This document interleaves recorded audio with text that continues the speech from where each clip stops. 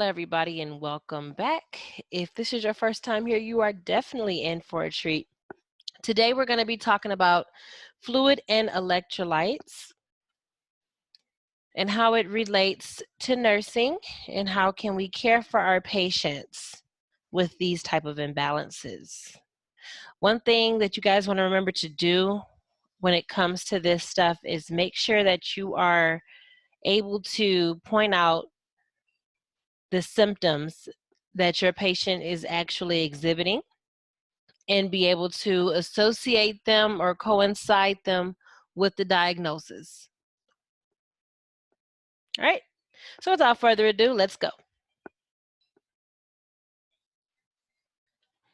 All right, so first things first, there are a few key terms that you want to know. So this is your chemistry lesson. The first thing to know is that you have electrolytes. All right, this is what we're talking about. This is the basis of our study here. Your electrolytes are compounded with atoms, molecules, ions, and cations. So that's your chemistry portion. And the idea of electrolytes, they help the body to maintain stability. That's called homeostasis. We also have different body compartments where fluid is present. So we have the intravascular, and intravascular means fluid inside of a blood vessel, intra, inside. Intracellular, that's the fluid inside the cell. You also have the extracellular fluid, which is outside the cell, which also contains the interstitial space. Okay, so the interstitial space is the part of the extracellular fluid that is actually in between the cells or in between the tissues. That's what that means. Third spacing is trapped extracellular fluid, and the thing about third spacing is that that fluid is representation of a volume loss. So we're not able to use or process this for normal physiology. And there's different areas of the body that third spacing is present. You have the peritoneal area, the pleural area, in between the joints, the abdomen, things like that. Edema is excess fluid that's in the interstitial space. Remember we said interstitial was in between the tissues. Okay, and this occurs on the basis of hydrostatic pressure, capillary permeability, also localized edema. It could be localized, so localized is in one spot, so that would be like maybe from a sprain or something when your ankle gets really puffy. And then you also have generalized edema or anasarca, A-N-A-S-A-R-C-A, anasarca. And that's an excessive accumulation of fluid in that interstitial space. And that can be in the result of a cardiac issue, maybe it's a liver failure or a renal issue. Okay. Diffusion. Okay, so diffusion is a type of body fluid transport. The idea with diffusion is that it's going to require permeability. Now you can have complete permeability or you can have semi-permeability. But what the word permeability means is being able to pass through. Okay, so permeate, to pass through. So when we have permeability, what we mean by requiring that, that means that some particles or substances will be allowed to pass through without restriction, and some won't. The basis of diffusion, it moves from an area of higher concentration and then to an area of lower concentration, okay? So higher concentration to lower concentration. That is the way that diffusion moves. And you can kind of think about this in the sense of maybe an elevator door. So like, let's say you guys are at the elevator waiting to get on and there's like 7 or 8 people, especially in the times that we're living in now. You have those 7 or 8 people that are in that elevator. Once that elevator open, people disperse out into whatever room that they're coming into, okay, or parking lot or space, because that space has a lower concentration of people. Whereas in the elevator, there's a small confined space and has a higher concentration of people. So that those people are trying to get out there. So if you kind of keep that in your mind when you're thinking about diffusion. And with diffusion, know that solute spreads through the solvent, okay? And if you guys want to remember the difference between a solute and a solvent, your solute is the substance that is being dissolved, and the solvent is the solution in which the solute is dissolved. So solution would be like a liquid. So when I think of solvent, I say V is for volume. And when we measure volume, we're actually measuring liquid. Okay, so solvent is your liquid. All right. Osmosis. Osmosis is another form of body fluid transport. So this is the movement of a solvent liquid in response to a concentration gradient, typically from lower to higher.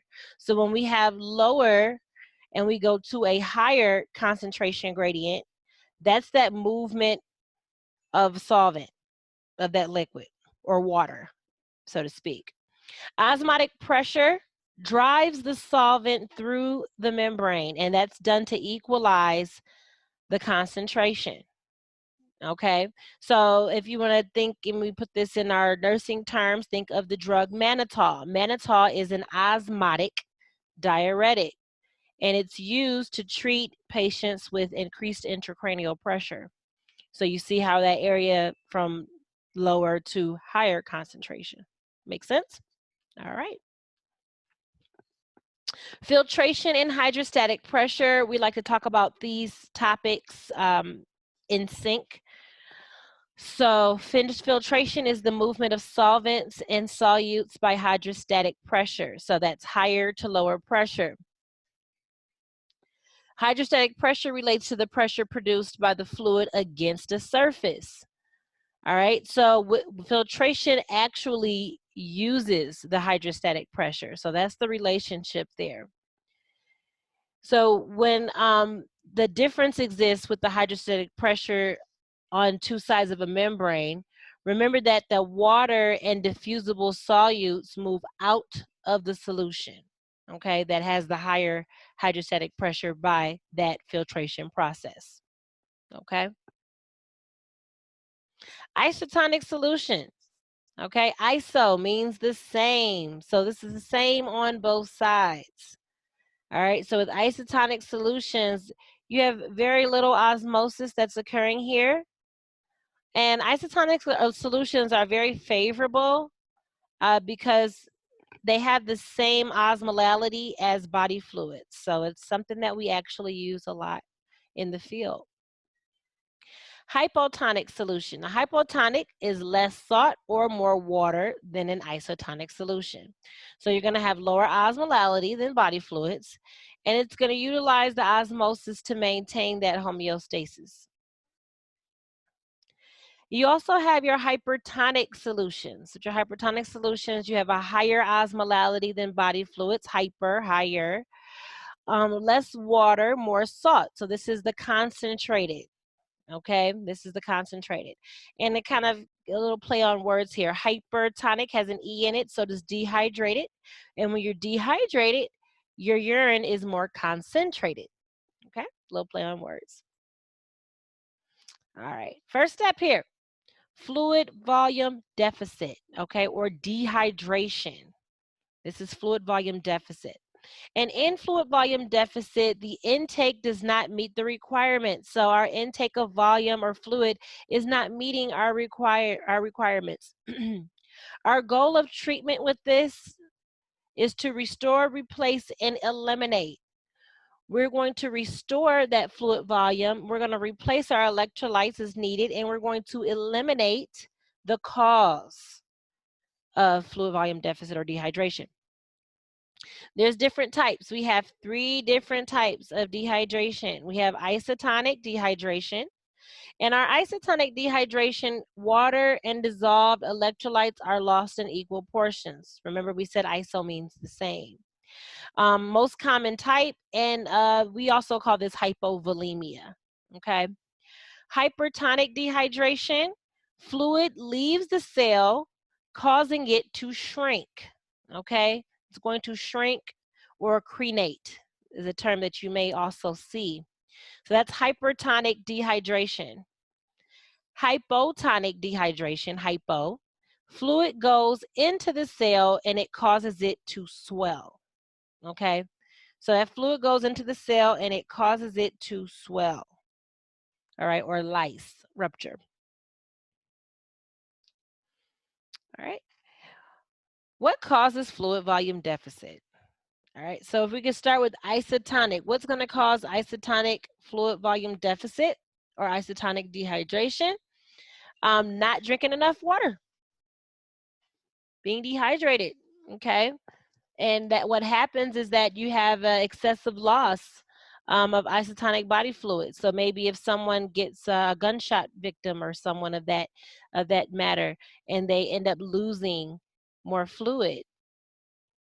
Hypertonic dehydration, there's a few different causes for that. So these conditions would be excessive perspiration, DKA, diabetes insipidus. Those are types of hypertonic dehydration. Hypotonic dehydration is excessive fluid replacement, and chronic malnutrition is one. And also kidney disease. And when we say for hypotonic dehydration, excessive fluid replacement, excuse me, we mean that of the hypotonic solution. Okay. Assessment. What are we going to see? Cardiac. You're going to have a high pulse, and it's going to be thready, and a decreased blood pressure. That sounds like shock symptoms, right? You're going to have flat neck veins, okay, flat, and a decreased central venous pressure. With the respiratory, you're going to have an increased rate and depth of the respirations. And if you guys kind of remember going back to the acid-base balance video that is posted, you guys can remember when you have that increased rate, what are you actually going to be looking for on an acid-base balance? So think about that. We'll come back to that question later. Neuromuscular, lethargy to coma. Okay, so for fluid volume deficit, they're going to start off being extremely fatigued and weak, and they can go into a coma. Renal, you're going to have decreased urinary output. Integumentary, you're going to have dry skin, poor skin turgor, the dry mucous membranes. Gastrointestinal, you're going to have a decrease in GI function. And all of the labs will be up. Okay, so you're going to have increased osmolality, increase in hematocrit, increased BUN, increase urine-specific gravity. All of your lab values will be elevated with fluid volume deficit. Okay? What do we do? Big thing, intervention. How are we going to care for these people? What's up, fam, is going to be our mnemonic for today. Fluids, administer medications, and monitor electrolytes. So our whole ordeal when it comes to fluid volume deficit is that we want to prevent further fluid loss, and we want to increase fluid compartment volume. So we want to give them fluids. And we want to administer medications as needed. Different medications that they could probably take would be things that are causing the fluid volume deficit. So like antidiarrheals, maybe if they're vomiting, they'll take an antiemetic. If they have a fever, they'll take antipyretics, things like that. And of course, we want to always monitor our electrolyte status and treat anything that's associated with it. All right, fluid volume excess or fluid volume overload. More than what the body requires. So we're drowning the body at this point, right? With fluid volume excess, we have types. We have 3 different types: isotonic, hypertonic, and hypotonic. And our isotonic overload, this is hypervolemia. Okay, this is going to cause edema. This is going to cause circulatory overload. Hypertonic overload, you've got too much sodium going on with hypertonic. Excessive overhydration is usually caused by excessive sodium intake. And then hypotonic overload is water intoxication. So you have that excess fluid that's going to move into that intracellular space, and all of the body fluid compartments are going to be expanded. Okay? All right, what causes fluid volume excess? What causes fluid volume excess? And oops, we said fluid volume deficit. What causes fluid volume excess is what we meant. Isotonic, long-term steroid use. So if it's a long-term steroid use, that's going to cause fluid volume excess. Hypertonic, excessive sodium bicarb therapy. And hypotonic, SIADH, wound irrigation. So those are our different causes of overhydration. All right, fluid volume excess assessment. You have an increased bounding pulse. You have an increased blood pressure. You have jugular vein distension, increase in central venous pressure. Okay. The rate is of the respiratory is going to be increased, but it's going to be shallow. So you're going to have shallow depthness. There's not going to be much of a depth there. Dyspnea, difficulty breathing with crackles upon auscultation. Neuromuscular, you're going to have a change in that level of consciousness and a headache. And if the kidneys can compensate, then you're going to have an increased urinary output. But if they can't, you will have decrease. As far as integumentary is concerned, edema, cool, pale skin, and the GI, you'll have an increase in GI function, and the labs will be going down. All right. What do? We stay armed and dangerous. So we want to administer diuretics, restrict fluid and sodium, monitor INO, daily weight, and electrolytes. Hypokalemia, our first electrolyte of the day. Hypokalemia is low potassium level. Normal range of potassium is 3.5 to 5. As an alert, it is very important to know your lab values. If you're not sure about which ones to know them all. Causes, medications, so diuretics, steroids, an increased level of aldosterone, as seen in Cushing's syndrome, increased diaphoresis, diarrhea, vomiting, NG suctioning, and wound drainage. Right. On assessment, you're going to have a weak, thready pulse. Respiratory is going to be shallow. Neuromuscular, you're going to have paresthesia. Decreased GI functioning. Lab findings, low potassium level. Okay. ST depression, T wave inversion. What do we do here? Well, we're going to administer oral potassium. If their potassium is low, we want to give them potassium. We want to discontinue potassium-sparing diuretic. IV administration, do not IV push potassium. Use an infusion device. We must dilute our potassium, and you want to always assess renal function prior to administration. Remember, no P, no K. Hyperkalemia. This is a serum potassium level greater than 5. Causes movement of potassium from intra to extra. Okay, so we're going from inside the cell to outside the cell. Excessive potassium intake and decrease in potassium excretion. All right. On assessment, what are we going to see? Cardiac, slow heart rate. Okay, slow heart rate. Respiratory, possible respiratory failure. And it's probably going to be due to that profound weakness of the skeletal muscles. So these patients will have severe weakness, that muscle weakness and paralysis, and it'll cause them to go into respiratory failure. They're also going to have an increase in GI function, and they're going to have a high potassium level. That's what we're going to see in the laboratory findings.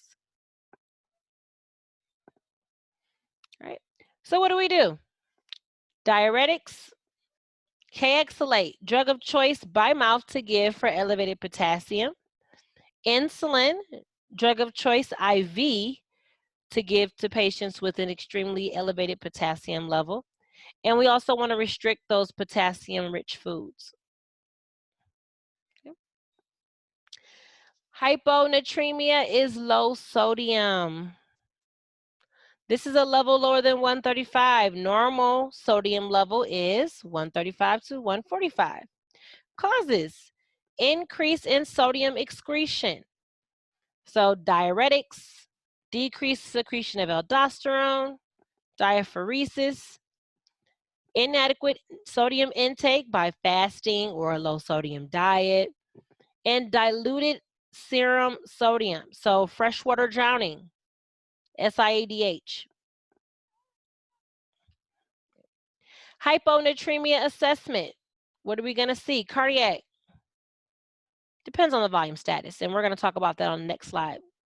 Respiratory, you're going to have shallow respirations. That's a late sign.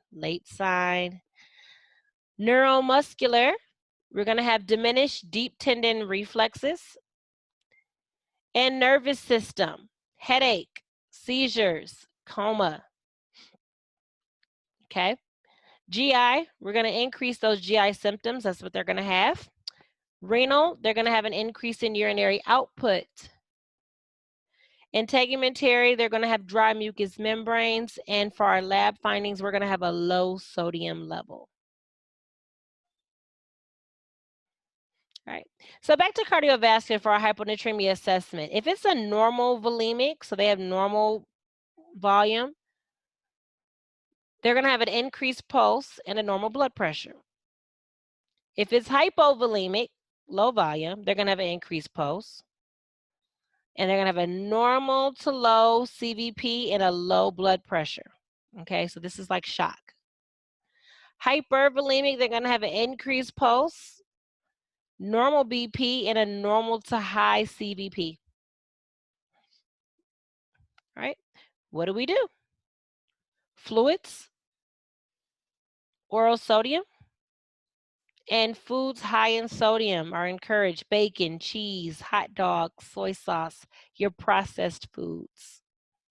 All right. Hypernatremia, this is a level that exceeds 145. So causes is a decreased sodium excretion, steroids, increased sodium intake, decreased water intake, or increase in water loss. So for our hypernatremia assessment, when we look at the respiratory system, the pulmonary edema is of great concern.